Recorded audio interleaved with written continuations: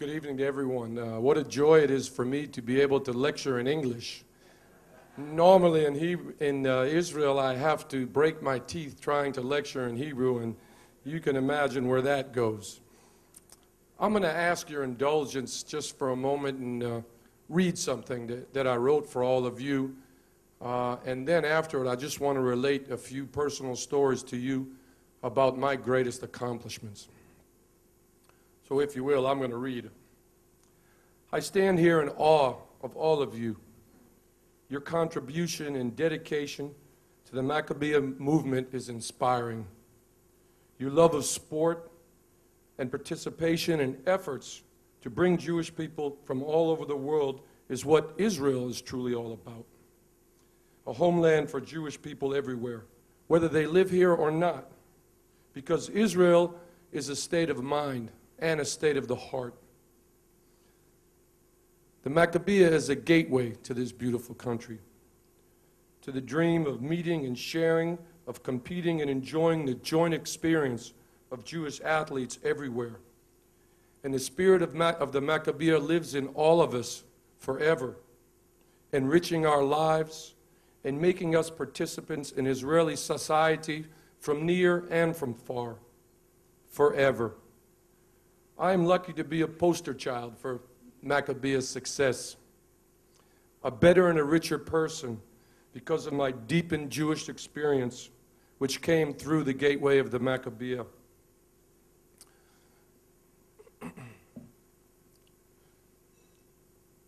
I went to Temple Beth Am in Framingham, Massachusetts. We drove there in a car. I learned differently when I came here. As you saw, I made my way through Princeton University before ultimately coming to Israel. There was a wonderful Hillel society at the university. I didn't participate. How much I missed out. I played in the Maccabiah games in 1981. Some of the guys that played with me are people that are friends of mine until now. Willie Sims was a great Israeli basketball player, played here for many years, including for the Maccabi team. He lives here now with a beautiful wife and family. I played with Danny Shays, who was the longest member of the NBA of the Jewish faith in history. His father, Dolph Shays, was one of the great NBA players who went to school at NYU with my father. I had a friend from that team, a dentist from Syracuse. His name is Hal Cohen. Recently, after 30 years of not hearing a word from him, he wrote me an email. I'm not a hard guy to find nowadays, as you can well imagine. He said, "David, do you remember me?" I saw there was a phone number. I'm not a very good typist, so I immediately got on the horn, called him up and said, "Hal, how are you, man? 30 years have passed. Can you believe it?" He said, "No, I can't, but I got to tell you, I need your help." In the spirit of the Maccabiah, immediately I agreed. "How can I help you, Hal?" He said, "I have a daughter. Her name is Brittany. She just finished the university. She'd like to come to Israel, make aliyah, and play for an Israeli women's basketball team." Immediately I made calls.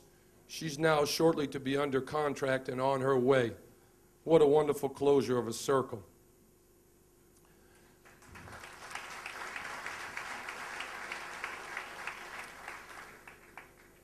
If you were to look it up, you could probably find a pretty good record of the many, many fortunate experiences that I've had as a professional athlete and now as the professional coach of the Maccabi Tel Aviv basketball team. But those are not the accomplishments that I wanted to talk to you about briefly. The first, of course, was my participation in the Maccabiah games in 1981. I remember hearing about it. I remember being excited about it. I didn't know so much. But towards the end of my season at Princeton, I began to work even harder than I ever had because I really wanted to make that team. It just felt inside it was the right thing to do. And I worked hard, and I came to the tryouts in New York City. Well, not outside of this city, actually. And I was lucky enough to make that team. And I came in 1981, not really knowing quite what to expect. But when I walked in that stadium in Ramat Gan, and tens of thousands of Jewish people were cheering and singing. And I was followed by teams from Argentina and from Brazil and from countries all over the world, and I heard their voices and their languages and their singing and their joy in what we were doing. I realized I had come to the right place. My time in Israel as a player and then as a coach allowed me to build a certain reputation, deserved or not, I'm not sure. But I was a child of the Cold War growing up in the United States. And the Russian devil for me was a far and distant and scary body. Well, of course, things changed, and since 1993, it's no longer the Soviet Union. And Russia plays basketball too, as you can well imagine. Actually, for years, they were the dominant team in Europe.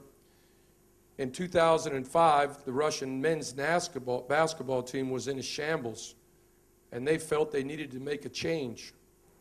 Where did they turn? Well, two people from Russia, one by the name of Sergei Tarakanov and another by the name of Sergei Chernov, decided they would turn in a different direction. And they made a decision to employ an American, Jewish, Israeli basketball coach. That was me. To stand in the middle of what was the USSR and now Russia, and to coach a very famous and distinguished Russian national team as an Israeli, American, Jewish man is one of the truly great accomplishments of mine in sport. I coached many teams outside of Israel during the 7-year hiatus I had between my last job in Maccabi and my present one. One of the countries that I arrived in was Italy. I lived in a beautiful city with my family in Treviso and coached Benetton, which I'm sure you all well know. My first year, we won the championship. I was vastly popular. My second year, before the beginning of the season, we had something known as the Super Cup, which is the champion of the previous year against the cup winner of the previous year. It's a big, big event. It's a big title. It's nationalized, televised nationally. It's a well-known event. Unfortunately for me, that date fell on that of Yom Kippur. I told my management that I could not coach that game and would not coach that game. And they gave me a very interesting proposition. You can stay at home and not coach, and if we lose, you can go home. Or you can make your decision and do as you decide to do. I stayed home with my beautiful family during Yom Kippur, not leaving the house.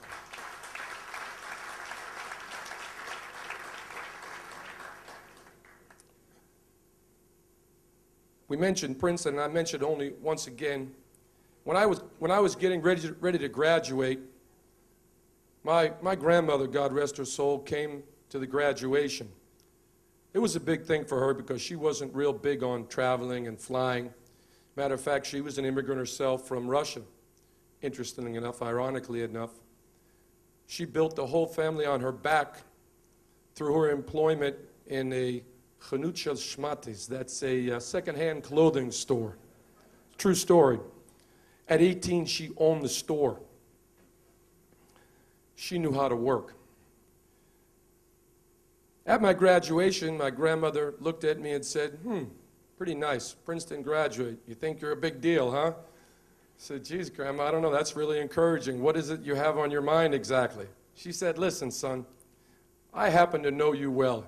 You're not the brightest guy or the sharpest tool in the box. You're okay. Let me give you some good advice. I said, what is it? Actually, I called her Nana. I said, what is it, Nana? She said, I've seen you now the last few years, running around, a lot of different people, dating a lot of girls. What you need to do is to find a wonderful Jewish girl and set yourself straight. Well, I was 22, and believe me, like I said, I wasn't the smartest guy around, so it took me a little while to figure it out. Until, through the Maccabiah gateway, I made my way to Israel and made a life here. And at 31, met the love of my life, Kinneret, who's sitting here with us all.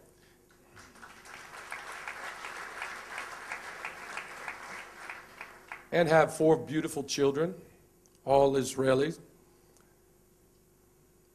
And I find myself standing here in front of you with the ability to talk and present. What an amazing accomplishment that is. Thank you all. And finally, it was always my goal, and I'll leave you with this because I'm taking up a lot of your time. I always felt that the proper path for me was to work in the field of ambassadorship, something that always interested me. I always wanted to find a way to bring people closer together all over the world. Naturally, I made a brilliant decision and became a basketball coach. That's a good career path. But I found that when I came to Maccabi Tel Aviv, all the doors opened for me. I was able, through my love of sport and love of basketball, to represent my country, Israel, and Jewish people and Jewish athletes all over the world in the best possible way. Maccabi, as you know, is part of the fabric of the society of Israel, and we represent this great country everywhere we go. So in everything I do and in everything I say, I'm living the dream of what I always hope to be and hope to do. Now, one last thing. I didn't get your name. Where is that wonderful young woman that played in the first Maccabiah games? Miriam, correct. Miriam, listen. I'm building the team for the next year, and I really want you to come play for me.